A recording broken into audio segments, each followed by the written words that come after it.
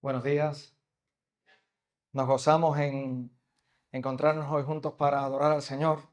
Y hoy hay algo peculiar este domingo, y es que en gran parte del mundo la iglesia evangélica, la iglesia cristiana, comienza la celebración de Semana Santa. Se le ha conocido como Semana Santa.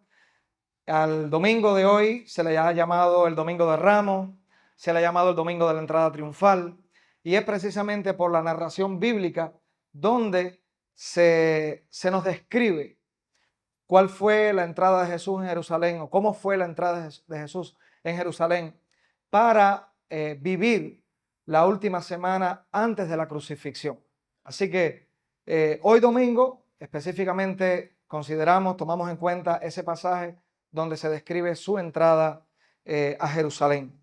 Así que hoy estaremos viendo varias cosas importantes en el pasaje que estaremos reflexionando. Una es el concepto de lo que es el verdadero triunfo desde el punto de vista de Dios. Se ha conocido como la entrada triunfal, esta entrada a Jerusalén. No obstante, no hay relato bíblico que diga la entrada triunfal, sino ha sido, vamos a decir, una descripción o un enunciado que se ha puesto sobre ese pasaje en la historia, pero que realmente describe muy bien la entrada de Jesús, donde de una manera u otra, por mucha equivocación por parte de las masas que allí estaban, pero finalmente se le dio un recibimiento como el recibimiento que se le daría a un rey que va entrando después de un gran triunfo. Estaremos viendo en este pasaje que hubo gran equivocación, gran ceguera en estas personas, pero no obstante, aunque el hombre en su ceguera puede cometer actos, vamos a decir, hasta incluso ofensivos a Dios, aunque el hombre en su pecado se puede equivocar vez tras vez, lo que sí resalta la Biblia es que Dios es Dios, y aún la equivocación y el pecado del hombre no interrumpe su soberanía, su plan, no decepciona a Dios para que Él dé su amor y su gracia. Así que vamos a estar viendo hoy las falsas expectativas de esta multitud, pero a la vez vamos a estar viendo también el llanto del Salvador al ver la ceguera que no era de desconocimiento para Él. Y vamos a estar viendo también cómo se resalta el triunfo de Cristo, que es entrada, más que una entrada de alguien que venía triunfando, es la entrada de alguien que cabalgó hasta la cruz para traer el mayor triunfo que ha tenido la historia de la humanidad, que ha sido la muerte del Hijo de Dios en la cruz para traer salvación eterna. Así que después de esta breve introducción, oramos para pasar a estudiar el pasaje que nos corresponde en esta mañana. Señor, gracias por esta oportunidad.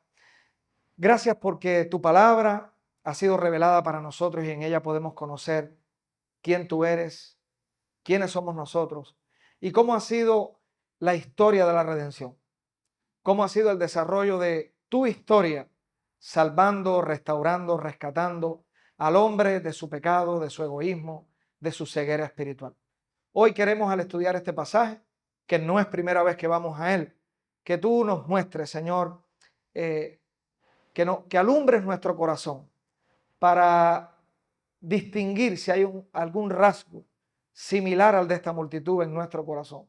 Y que tú, con tu soberanía, con tu gracia, puedas continuar iluminando, trayendo luz a nuestro entendimiento, a nuestro corazón, para que haya un acercamiento cada vez más real, más claro, más nítido contigo. Gracias porque hoy nos has traído hasta aquí y queremos que tu palabra pueda ser para nuestra vida hoy un bálsamo que refresque, pero a la vez también un espejo que muestre cuál es la condición de nuestro corazón, para un mayor acercamiento y, como bien se expresaba también en el tiempo de arrepentimiento hoy, para que nuestro corazón cada día se acerque más a ti en arrepentimiento, reconociendo lo pequeño que somos ante tu grandeza y la necesidad que tenemos de ti. En el nombre de Jesús, amén. Así que abramos nuestras Biblias, también va a estar en pantalla, en el Evangelio de Lucas, a partir del versículo 29. Lucas, capítulo 29, disculpen, capítulo 19, versículo 29 en lo adelante. Ahí estaremos meditando.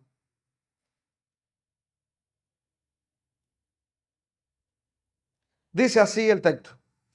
Y aconteció que llegando cerca de Betfagé y de Betania, al monte que se llama el de los Olivos, envió dos de sus discípulos diciendo: id a la aldea de enfrente, y al entrar en ella hallaréis un pollino atado, en el cual ningún hombre ha montado jamás. Desatadlo y traedlo. Y si alguien os preguntare, ¿por qué lo desatáis? Le responderéis así, porque el Señor lo necesita. Fueron los que habían sido enviados y hallaron como les dijo. Y cuando desataban el pollino de sus dueños le dijeron, ¿por qué desatáis el pollino? Ellos dijeron, porque el Señor lo necesita. Y lo trajeron a Jesús, y habiendo echado sus mantos sobre el pollino, subieron a Jesús encima, y a su paso tendían sus mantos por el camino. Cuando llegaban ya cerca de la bajada del monte de los Olivos, toda la multitud de los discípulos, gozándose, comenzó a alabar a Dios a grandes voces por todas las maravillas que habían visto, diciendo, bendito el Rey que viene en el nombre del Señor, para paz en el cielo y gloria en las alturas.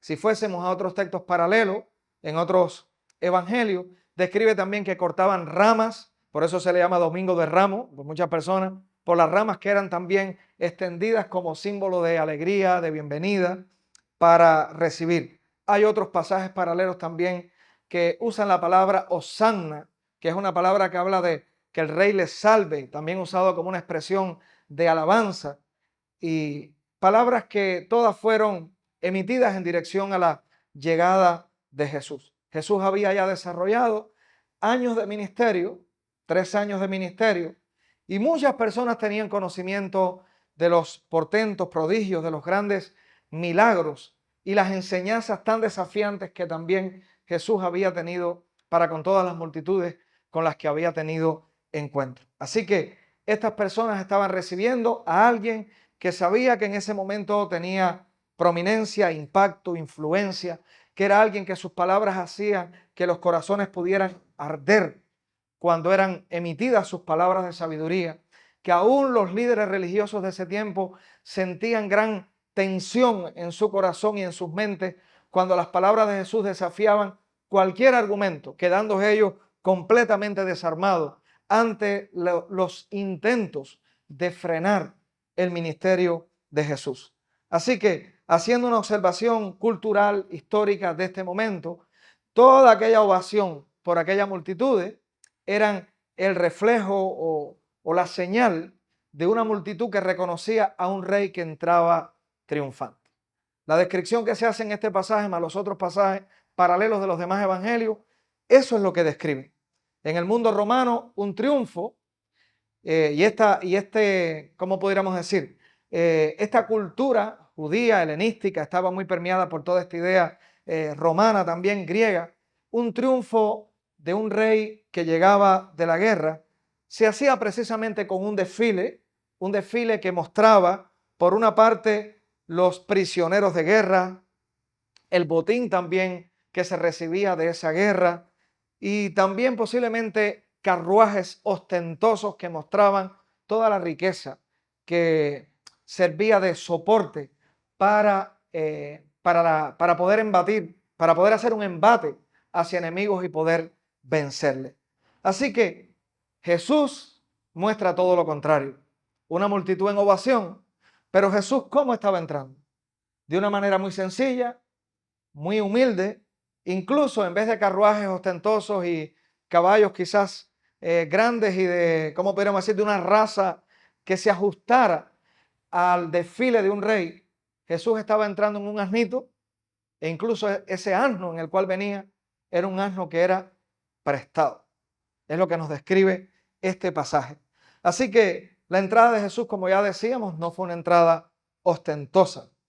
Jesús, para muchos, pudo llegar a ser un error de cálculo esta entrada, de la manera que fue y los días luego posteriores, todo el desarrollo hasta llevarle a la cruz. Pues desde el punto de vista humano, no parecía ser una entrada para un triunfo, sino parecía ser una entrada para que aquella gran empresa que había comenzado con sus discípulos extendiéndose por toda Judea, por toda Galilea, llegaba a un fin aparentemente frustrado, fracasado cuando llegó a la cruz.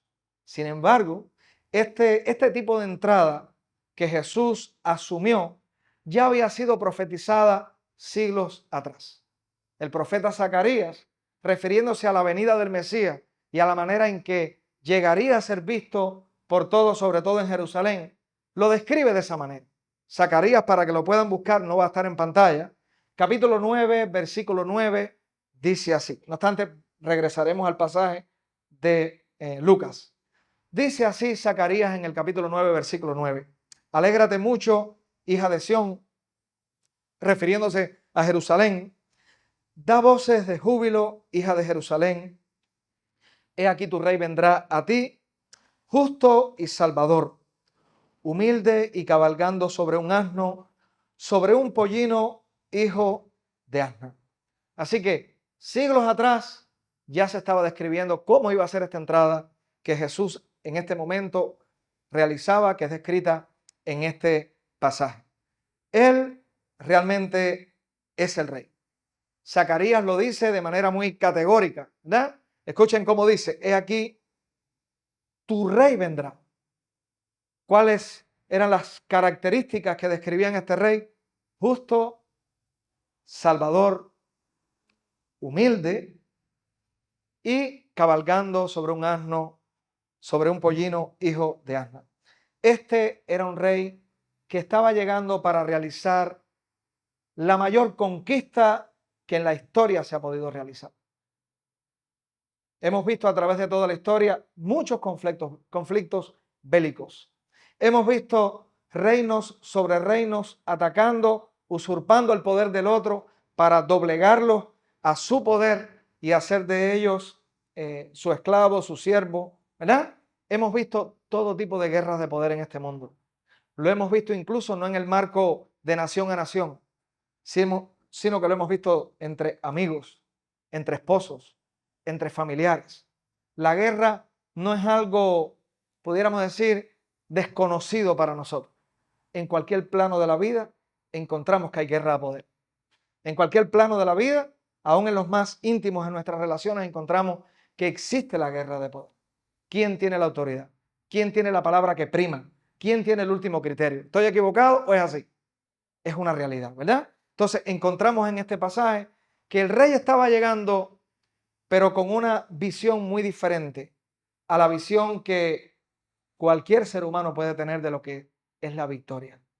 Es un rey que está viniendo no en un caballo de guerra como símbolo de juicio, de poder humano, sino que está viniendo en un asno como símbolo de rey que viene en paz, con quietud, pero sobre todo lo más importante es que Jesús con esa entrada estaba dando cumplimiento al pacto que Dios había establecido, a las profecías que Dios había ya proferido a favor de el Salvador que vendría para traer paz y sobre todas las cosas paz al corazón.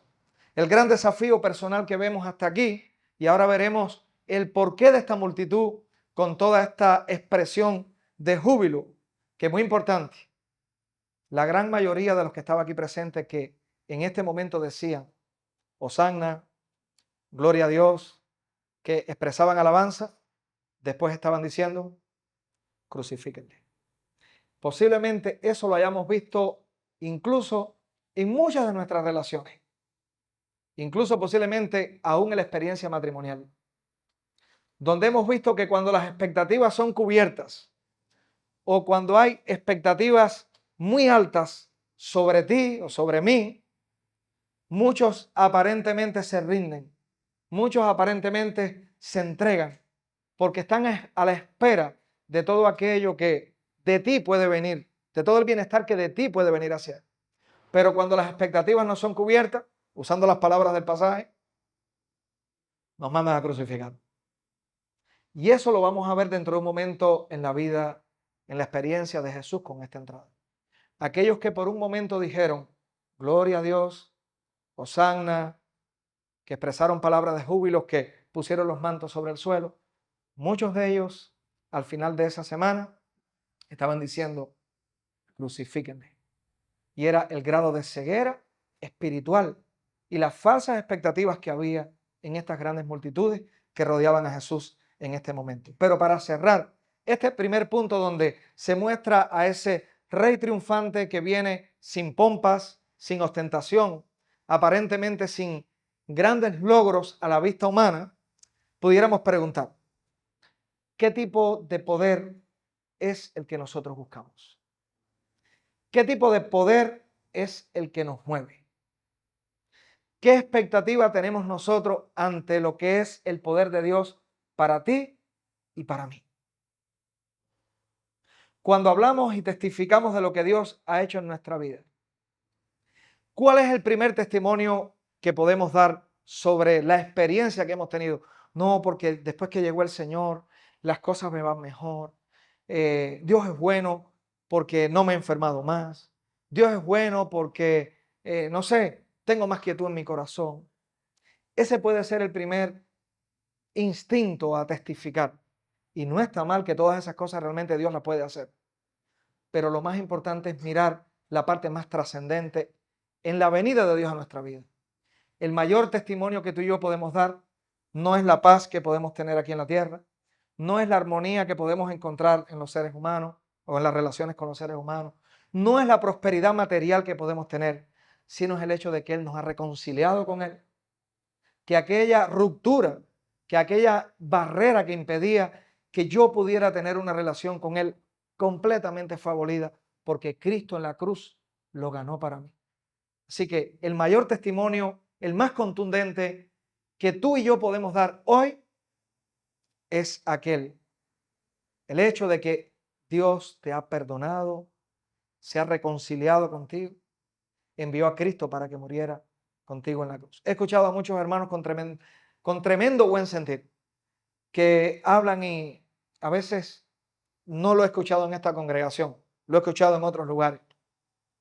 No, yo estoy esperando mi milagro todavía. Y son cristianos, pero cuando hablan contigo y te dicen eso es, todavía falta algo grande que Dios va a hacer en algún momento. ¿Has escuchado esa expresión alguna vez? Estoy esperando mi milagro. Y es, cuando llegue ese milagro yo voy a tener algo grande que contar. No, es que ya lo más grande ya pasó. Tú no tienes que esperar un milagro mayor. El mayor milagro ya ocurrió si eres un hijo de Dios.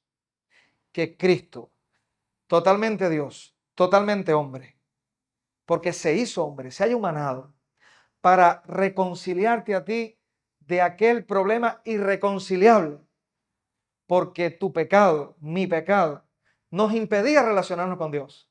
Así que la mayor obra, el mayor poder que se pueda manifestar de parte de Dios para tu vida, ya se manifestó. Si Dios te ha hecho creer en Cristo, no hay otro milagro mayor.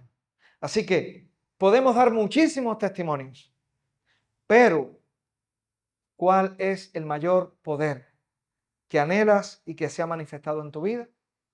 El poder de la cruz para salvación. El poder de Dios que ha iluminado tus ojos espirituales para que tú pudieras reconocer tu pecado y tu necesidad de un Salvador. Me uno al criterio de Yuni. Cuando hoy hablaba sobre el arrepentimiento, ella decía, a veces no hay arrepentimiento, a veces hay remordimiento. Y es verdad que sucede, porque cuando no hay un entendimiento claro de lo que Cristo hizo en la cruz, viene el remordimiento porque te sientes con una carga de condenación, te sientes sucio, te sientes que eres inmerecedor de Dios. Y es verdad, somos sucios, somos inmerecedores, pero cuando entendemos que ya Cristo entró triunfalmente y llegó a la cruz, todo ese criterio queda opacado porque entendemos que su gracia o en su gracia nos ha limpiado. No hay buena obra, no hay buen comportamiento que te acerque más a Dios, pero no hay pecado que te aleje más de Él tampoco. Cristo entró triunfante para consumar una salvación donde si hoy ya eres un hijo de Dios porque has reconocido a Cristo como Salvador, el mayor poder o la mayor expresión de poder y el mayor milagro que Dios puede hacer, ya lo hizo. Cambió tu corazón y mi corazón. Transformó nuestra mente. ¿Cuántos están esperando el mayor milagro? El que levante la mano lo vamos a apedrear. Ya el mayor milagro ocurrió. Cristo murió por ti. Cristo resucitó al tercer día. No hay mayor milagro que ese. Así que, ¿qué tipo de poder estás buscando hoy? No tenemos que buscar otro. Concéntrate, mira hacia la cruz, simbólicamente hablando. Mira hacia la obra que Cristo hizo por ti. Mira la resurrección de Él, que el próximo domingo estaremos hablando de ella. Y haremos una cena del Señor, una santa cena, para recordar su obra de salvación. Mira hacia allí. Has sido limpiado, has sido perdonado. Así que cuando haya en ti esa lucha por arrepentirte y remorder tu conciencia por tu pecado, por tus luchas, reconoce que ya Cristo pagó por tus pecados. Arrepentimiento significa, no hay nada que yo pueda hacer. Si me siento mal por lo que hice, la Biblia dice, si confesares tus pecados, Él es fiel y justo para perdonar todos tus pecados y limpiarte de toda maldad. Veamos lo segundo que aparece en este pasaje, que es muy importante, y son las falsas expectativas de esta multitud. ¿Cómo es posible que esta multitud, gran parte de ella, que aquí estaba clamando y exclamando alabanzas para Jesús o hacia Jesús, después estuviese diciendo, crucifíquenlo? Bien, hay una ceguera que dentro de un momento veremos y Jesús llora por eso y ora. Pero encontramos que esta gran multitud, no tenían corazones que habían sido regenerados, transformados por el Señor, para que pudieran ver con ojos espirituales las verdades que estaban delante de sus ojos con la venida de Jesús y el cumplimiento de tantas profecías que desde pequeñito toda esa gran multitud escuchaba en la sinagoga, de los grandes maestros, de los escribas. Vez tras vez era una multitud que estuvo escuchando sobre la formación de su nación, cómo Dios había sido el Dios de tantos patriarcas, donde Dios se había revelado de tantas maneras, donde Dios había revelado su gloria, donde Dios prometía un Salvador, un libertador. Todas esas cosas vez tras vez, esta gran multitud las escuchaba. Sin embargo, hoy, frente a Jesús, entendemos que no había una verdadera comprensión. ¿Qué buscaban ellos en su esencia? En esa expectativa que tenían hacia Jesús. Bien, la nación judía, el pueblo de Israel, era un pueblo que estaba bajo el yugo del imperio romano. Por eso Jesús dice, si alguien te pide caminar 1 milla, camina 2. ¿Recuerdan? Si alguien te pide llevar una carga, bueno, lleva la carga. Estaba refiriéndose específicamente a que esta nación estaba doblegada a un imperio que se enseñoreaba sobre ellos, que pedía grandes impuestos sobre ellos. Por eso en un momento vinieron especialistas de la ley de ese tiempo a preguntarle a Jesús si tenían que pagar o no impuestos. Porque los impuestos, ¿a quién tenían que pagarse?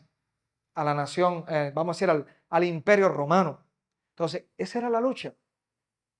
Pues, ¿qué pensó esta multitud? Jesús es el rey de pan, es el rey que viene a saciar nuestra necesidad, nuestra hambre, viene a traer armonía política, viene a traer una reestructuración social y es quien va a traer la armonía social que nosotros necesitamos y política y económica que nosotros necesitamos. La gente no quería a Jesús por quien Él era, sino por lo que ellos creían que les iba a resolver en su vida. ¿Se parece esto a lo que a veces pasa entre los seres humanos contemporáneos? Sí, se parece muchísimo. Muchos queremos o muchos quieren buscar a Dios por sus beneficios y sus bendiciones y no por lo que Él es en sí mismo. Muchos quieren disfrutar de las bendiciones que Dios puede dar materiales y de todas las maneras posibles en este mundo y no quieren disfrutar de la adoración de Dios por quien Él es, que es lo más importante y lo que se resalta en este pasaje. Así que la gente no quería a Jesús por quien Él era, sino por lo que Él podía hacer en favor de ellos. Hasta el día de hoy se hace muy visible y vamos a hacer una distinción en lo que es vivir un destello de religión en nuestra vida y de lo que es vivir en el verdadero enfoque del Evangelio. Un destello de religión en nuestra vida sería, Señor, yo te sigo, yo voy a cumplir con todo lo que dice tu palabra, si tú me bendices, si tú me cuidas, si tú me traes paz. Así que mira, yo ofrendé hoy por la mañana, mira estos 50 pesos que eché, Señor. Bendíceme porque yo te bendije. Eso es religión y no es evangelio. Eso es, yo voy a hacer para que tú me bendigas. El verdadero evangelio dice así: Señor, yo te sigo, yo me entrego a ti, yo rindo mi corazón a ti, porque tú eres el Señor, porque tú eres el soberano sobre nuestras vidas, porque tu amor ha sido mostrado para mí en la cruz y en el plan eterno que ya tú has prometido. Si me quieres bendecir terrenalmente, bendíceme. Y con eso estoy diciendo salud, prosperidad, ustedes saben a qué me refiero. Pero yo quiero que tu vida se manifieste en mi vida.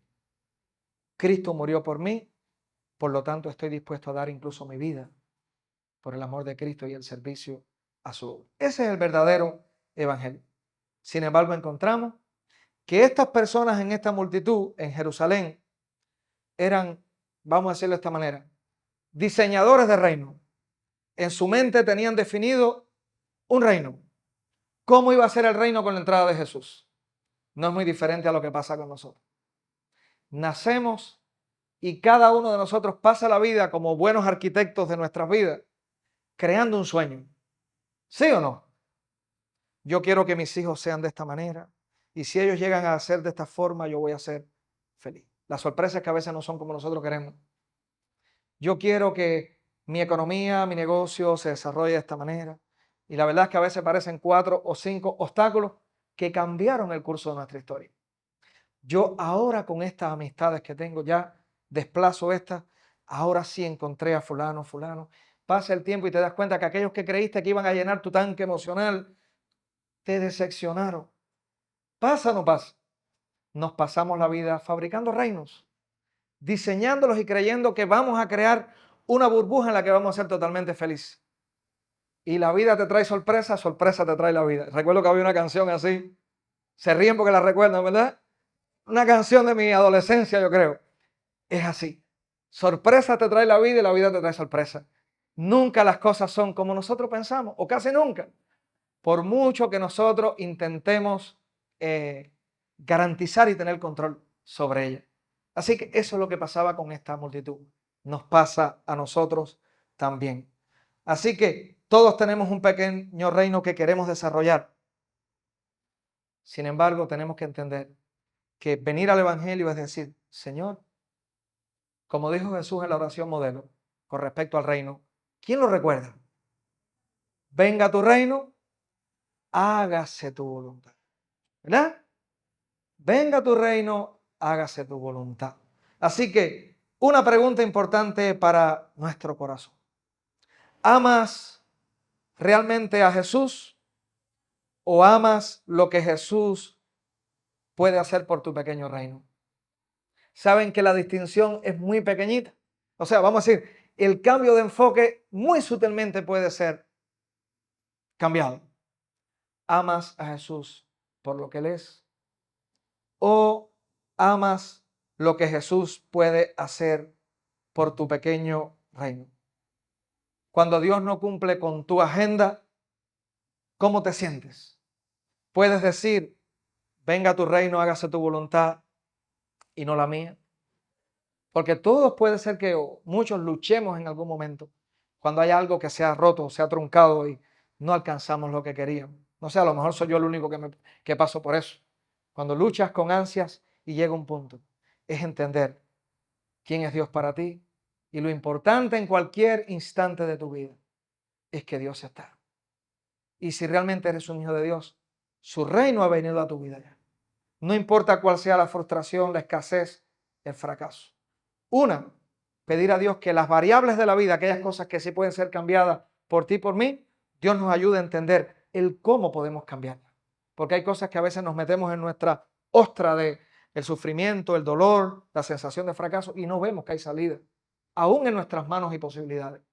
Así que pedir a Dios que nos ayude a entender desde su reino, Señor, cómo mi vida puede obrar para no continuar en esta situación. Esta semana conversábamos una conversación muy buena con un matrimonio de la iglesia y hablábamos lo importante que son a veces los primeros 10 minutos para tomar una decisión, para salir en un momento determinado de un estado de ánimo.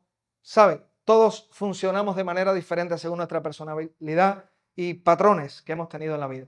Hay quien ante una situación, ¡puf!, se caen, se encerraron y no ven más salida. Hay otros que quizás pierden el control y eufóricamente explotan en ira, amargura, irritación, exteriorizando todo el mal que sienten, pero de igual manera no encuentran solución. Y ahí se quedan. Y decíamos, cuán importante es entender que a veces no le podemos hacer caso a nuestro estado de ánimo, ni podemos llevarnos por el primer pensamiento que tenemos. No creas siempre los primeros pensamientos que vienen a tu mente. Valóralo y di, bueno, estos pensamientos se ajustan con la palabra de Dios. Estas ideas y este razonamiento realmente se ajusta y está en armonía con lo que Dios quiere para mí, porque hay muchas veces que lo que tu corazón siente, lo que tu mente piensa, no es lo que Dios quiere que tú pienses y que tu corazón sienta. Y decíamos, cuán importantes son esos primeros 10 minutos para romper. Es decir, no me quiero, Señor, por tu gracia, quedar en esta condición. Yo voy a. Lo primero es salir de ese estado natural en el que de manera natural yo caigo, ya sea depresivo, ya sea deprimido, ya sea un estado de alteración.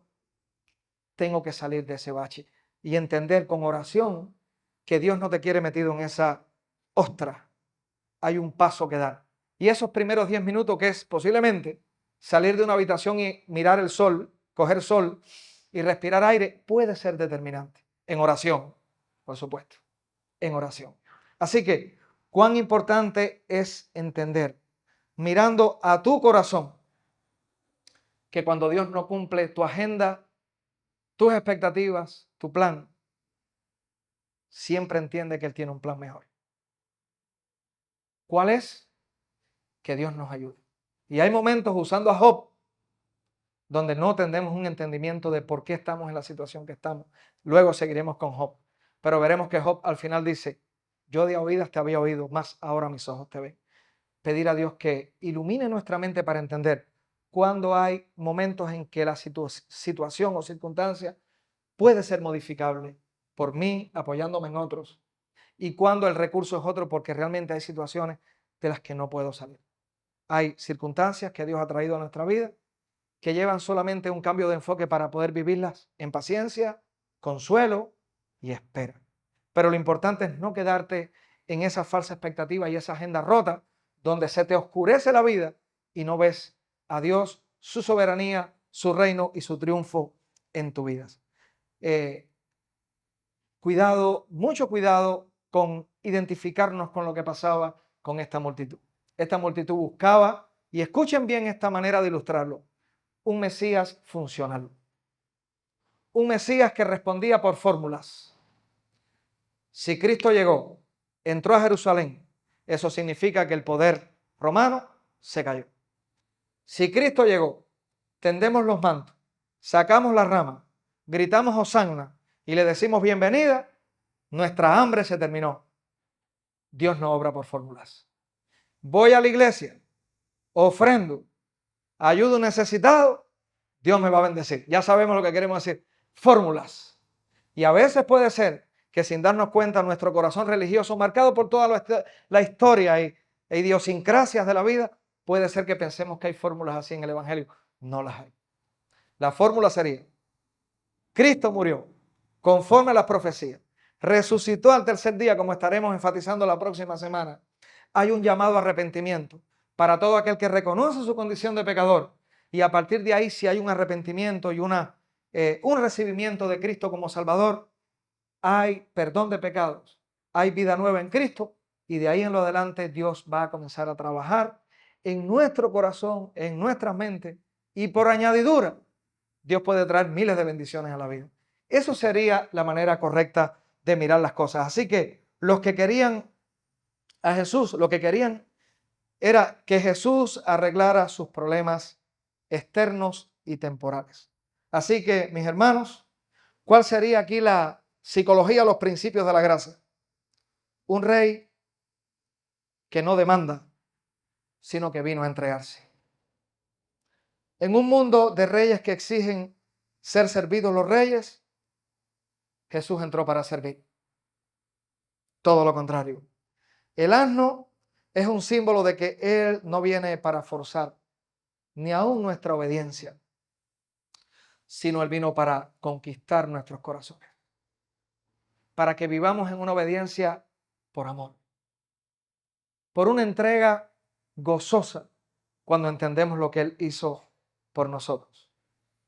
Así que Jesús sabía que esa misma multitud que ahí le estaba diciendo, Hosanna, bienvenido, les iba a odiar en poco tiempo, pocos días después, cuando se dieran cuenta cuál era la misión que Él trae. Saben que tristemente he visto en mis años de pastor personas que cuando se han dado cuenta que llegar a una iglesia, no estoy hablando de evangelio, involucrarse o insertarse en un grupo de creyentes, cuando se han dado cuenta que eso no trajo todo el beneficio que ellos esperaban, ¿qué han hecho? Se han retirado. Porque no se han dado cuenta o porque se han dado cuenta que las expectativas de ellos no han sido cumplidas. Eso pasa hasta el día de hoy. Ahora, Dios permita que todos los que estamos aquí estemos buscando al Señor por quien Él es y no por lo que Él da.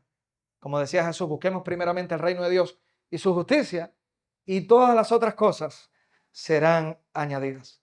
Ahora, Jesús, ante esa gran multitud, Jesús no estaba engañado.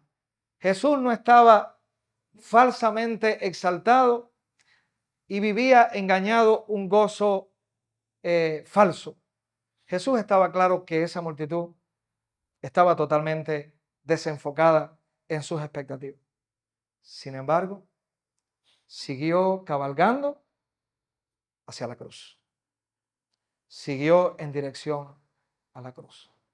Porque el verdadero triunfo no estaba en un triunfo humano, temporal, político, gubernamental, sino estaba en conquistar la vida eterna, el perdón de pecados para una humanidad. Así que veamos como tercer punto y final el llanto de Jesús, porque Él sabía realmente qué había en el corazón y el entendimiento de esta multitud y de la humanidad en sentido general. Capítulo 19, continuamos, versículo 41. Y cuando llegó cerca de la ciudad, al verla, lloró sobre ella. Esto no es un llanto de frustración, de fracaso y de sensación de rechazo. Es el llanto de Dios mirando la miseria humana. Es el llanto de Dios. Versículo 42, diciendo, oh, si también tú conocieses, a lo menos en este tu día, lo que es para tu paz, mas ahora está encubierto de tus ojos. La palabra encubierto habla de ojos tapados, ojos cubiertos, incapacidad para ver lo que está delante de la persona. Porque vendrán días sobre ti cuando tus enemigos te rodearán con vallado y te sitiarán y por todas partes te estrecharán. Y te derribarán a tierra y a tus hijos dentro de ti, y no dejarán en ti piedra sobre piedra por cuanto no conociste el tiempo de tu visitación. Bien, lo que está Jesús dando es una profecía de lo que acontecería, que es un hecho histórico sobre Jerusalén. Pero el punto importante, o más importante, está en el versículo 41 y 42. Él lloró al ver la ciudad, sobre ella. Él estaba en una altura, miraba la ciudad. Él lloró sobre ella diciendo, si hoy tú conocieses, al menos en este día, lo que es para tu paz. Ahora, el término paz, la palabra paz que Jesús estaba usando aquí, no es la paz que la multitud pensaba que Él traería. La paz que la multitud pensaba, terrenal, lineal, gobierno, comida, armonía política. La paz que Él está hablando es esa paz integral, esa armonía interior, esa reconciliación que su presencia, su persona, con ese hecho final que haría el viernes próximo, después de este domingo, traería para la humanidad. Es la paz que tú y yo necesitamos. Es la paz que ya tuvo un primer cumplimiento si realmente somos ya creyentes en Cristo, si somos hijos de Dios porque hemos creído en Cristo, ya hay una primera aplicación de esa paz, porque hay armonía con Dios. Ahora, en todas las áreas de su vida, de nuestras vidas, se va a ir desplegando, se va a ir armonizando.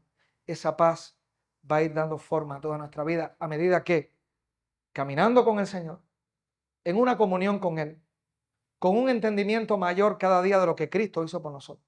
Cuando vamos conociendo cuáles son aquellos criterios, conceptos de la vida, experiencias que hemos vivido, que todavía hoy tratan de moldear nuestra vida de manera diferente y quizás anclándonos a criterios que teníamos en el pasado, a medida que vamos avanzando como discípulos, esas mentiras, esos arraigos, esos patrones van siendo desterrados de nuestra vida para ir incorporando los principios de la palabra de Dios que me anclan en el Evangelio de Jesucristo, entendiendo cuán amado soy, cuán perdonado soy, cuán rico soy en Él, cuál es la esperanza a la que Él me ha llamado, cuánto privilegio tengo en haber recibido tantos dones para poder ser un instrumento de Él, de cuánta bendición es la iglesia en la que Dios me ha puesto, porque es una bendición con los hermanos buenos y los hermanos malos, como he dicho en otras ocasiones, porque a veces creemos que la iglesia buena es aquella donde todo el mundo me mima, me dice Dios te bendiga y me da cosas buenas. ¿Saben una cosa? Lo hemos dicho otras veces. A veces son un instrumento mayor de crecimiento los hermanos hostiles que los buenos, porque los buenos me hacen sentir bien, pero los que son hostiles son los que me hacen decir, Señor, dame paciencia. Señor, dame más amor para Él. Señor, ayúdame a perdonar y crezco más con eso. Así que es una bendición el dócil y es una bendición el hermano hostil. A ver, ¿cuántos hermanos hostiles hay aquí? Nadie va a levantar la mano, ¿verdad? Sepa que eres una bendición para el otro. Así que cuando entendemos todas esas cosas, es cuando realmente la paz de Dios va llenando y armonizando nuestra vida. Bien, entonces dice, si hoy conocieses lo que es para tu paz. Toda verdadera justicia y toda verdadera paz es la que Cristo logró con su entrada a Jerusalén y específicamente y de manera especial con su muerte en la cruz.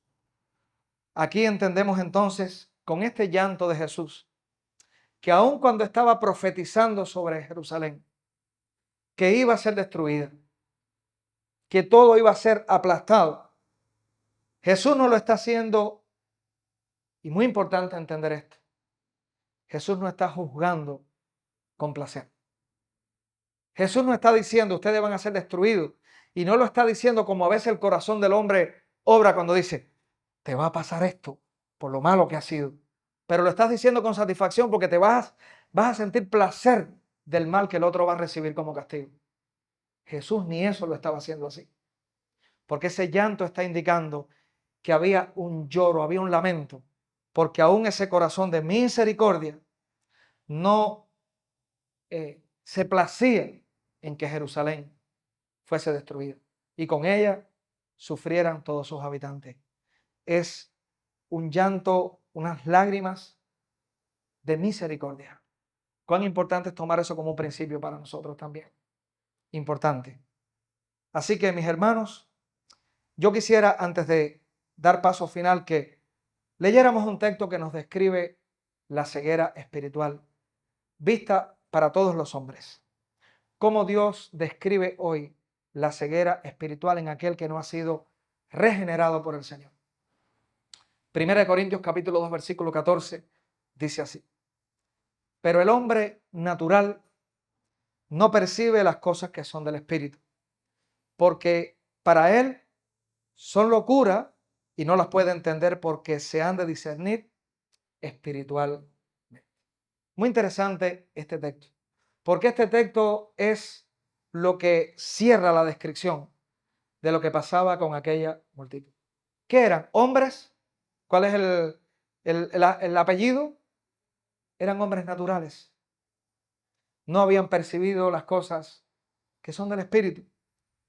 Dice el texto, porque para Él son locura y no las pueden entender porque se han de discernir espiritualmente. Si tú y yo hemos tenido un encuentro con Cristo como Salvador, ya tú no eres un hombre natural.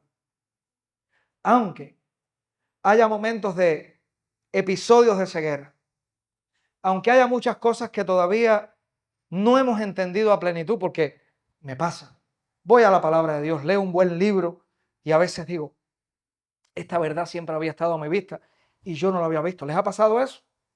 Porque Dios va dándonos entendimiento, pero ya no somos un hombre natural si ya hemos creído en Cristo. Y eso es lo más importante como conclusión de todo lo que hemos visto. Ya tu ceguera y mi ceguera, si somos hijos de Dios, no es la ceguera de esta multitud. Aunque todavía en nuestro entendimiento, conocimiento, Dios está trabajando y Dios continúa cambiando nuestra vida. Y hay muchas cosas que todavía están confusas para nosotros. Para mí lo están en cuanto a revelación de Dios. Porque es difícil la infinidad del conocimiento de Dios ponerlo en esta mente y este corazón. Pero Dios está trabajando. Así que ya tú y yo no somos ese hombre natural. Y es lo más importante. Así que la verdadera victoria está cuando Cristo fue a la cruz.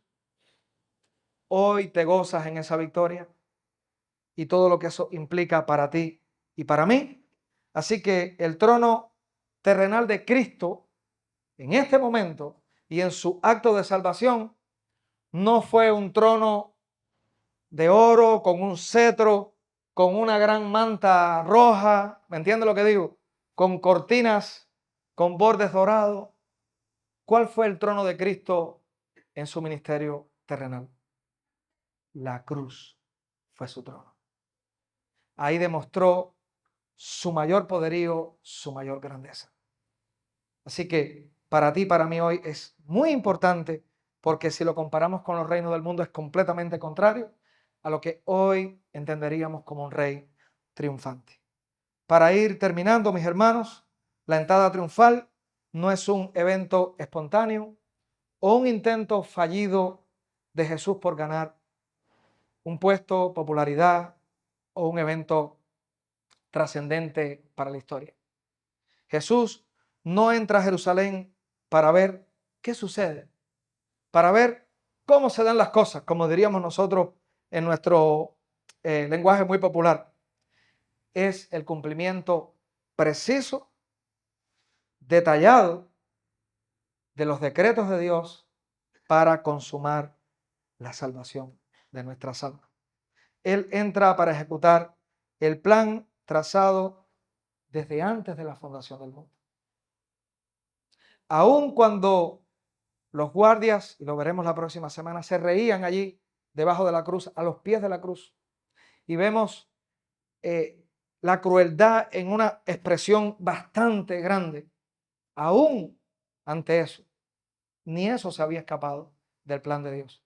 Ya estaba profetizado que escarnios, que iba a ser escupido, todo estaba planificado, porque esa gente no era más que instrumentos en las manos de Dios para la consumación del plan eterno. El reino ha venido, el pacto y el nuevo pacto se ha cumplido en Cristo con su llegada a Jerusalén. Y la victoria fue asegurada no por las fuerzas de un ejército, sino por las fuerzas del Dios Padre que derramó su ira sobre él en la cruz.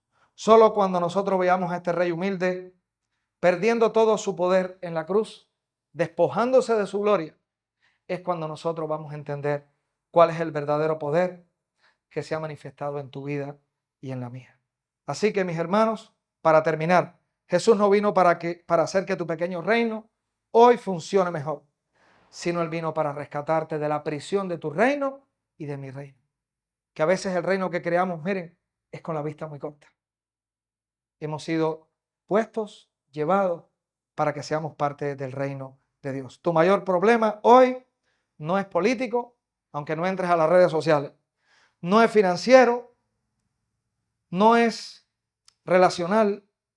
Tu mayor problema es que todavía crees y luchas con el falso criterio que tú eres el centro del universo y que yo soy el centro del universo, que la gente me tiene que amar, que Dios me tiene que bendecir, que todos tienen que portarse bien conmigo, que yo tengo que ser beneficiado por todo, que tengo que ser bien tratado.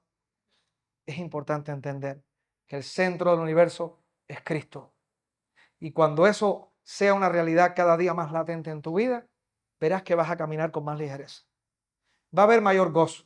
Vas a servir a los demás con mayor alegría, porque te vas a dar cuenta que tú no naciste para ser servido.